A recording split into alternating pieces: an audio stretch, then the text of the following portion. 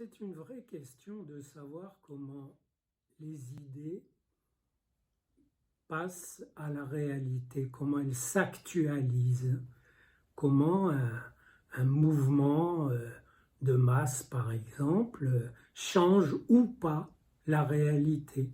Il est clair que le mouvement en Ukraine qui a abouti à Maïdan a été un coup de force, mais qui a ouvert une brèche dans une réalité étanche, fermée, et qui a rebondi de toutes sortes de manières jusqu'aux événements actuels.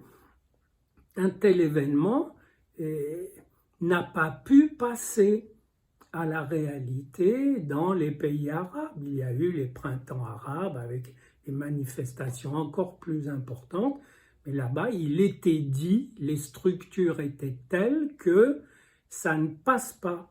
Ça va vers soit l'impasse de la domination intégriste, soit l'impasse de la dictature militaire. L'entre-deux est très fragile, très précaire. Dans de rares pays, il reste des tentatives, mais tenez, le problème des réfugiés, par exemple, que ça engendre, les réfugiés ukrainiens sont reçus comme des Européens et dans la chambre d'amis, la résidence secondaire. Enfin, on trouve des solutions. C'est clair que ça ne se pose pas du tout en ces termes pour des réfugiés venant de pays arabes, encore que pour les Syriens. Et en France, il y a eu un effort, mais ça n'est pas du même registre, et pour des raisons évidentes, c'est que les autres font pratiquement partie de l'Europe. Mais cette question plutôt de comment les idées se concrétisent, se matérialisent, changent la réalité. Un certain Marx avait dit les idées, quand elles deviennent réelles, quand elles s'emparent des masses.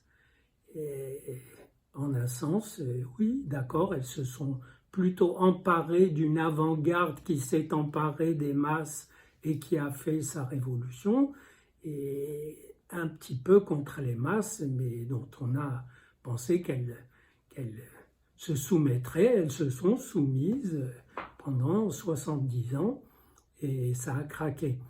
Donc la question reste toujours neuve, toujours ouverte, et je suggérerais une idée, c'est que lorsque il y a une force qui bloque la dynamique d'entre-deux, entre les idées et la réalité, qui devrait être une dynamique souple, avec des cassures, des points de crise, mais en même temps des issues. Lorsque il y a un discours qui n'arrive pas à passer, bien, il va filer vers des utopies. Par exemple, j'ai vu des groupes de journalistes qui refaisaient le monde sur le mode écologique, sans gaz russe, sans pétrole, sans charbon, qui tissaient une nouvelle histoire, et on se demande, est-ce que ça restera du fantasme, est-ce qu'il y aura un peu de réel, etc. C'est pas évident, c'est pas joué, mais parfois, et c'est ce que montre la crise ukrainienne, parfois ça passe, on ne sait pas comment, et ça peut marcher, mais à quel prix? Là, le Maïdan est en train de passer, mais au prix fort. Quelquefois, ça induit un repli. Moi, je pense au mouvement psychanalytique, par exemple en France, où Lacan a développé un discours qui, normalement, devait s'emparer de toute la psychanalyse et incarner la psychanalyse, et puis la réalité clinique, concrète, politique peut-être aussi.